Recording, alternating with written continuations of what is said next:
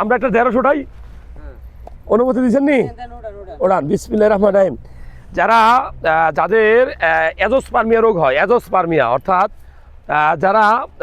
যাদের বীর্যটা পাতলা, মানে পুরুষ শক্তি কমছে, টেস্টোস্টেরন লেভেল কমছে, আমরা সরাসরি বলি যে ঢেঁড়স এটা সবজি। হ্যাঁ, দেখেন কত মজা করে খাওয়া যায়।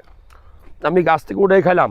আপনারা যদি কেউ যদি নিয়মিত এই ঢেঁড়স সবজি হিসেবে খায়, এটা আপনার রক্তের খারাপ কোলেস্টেরল কমাবে, আপনার পেটের চর্বি গ্যারান্টি দিয়ে কমাবে। এটা আপনার লিভারে যে চর্বিগুলো জমছে না, সেটা কমাবে। আর আগেই বলছি, শুক্রাণুর কোয়ালিটি বাড়ানোর জন্য এই ঢেঁড়স খুব উপকারী। এটা বই পুস্তকে লেখা আছে ভেষজ, ডাইরেক্ট সরাসরি ঔষধি গাছ হিসেবে।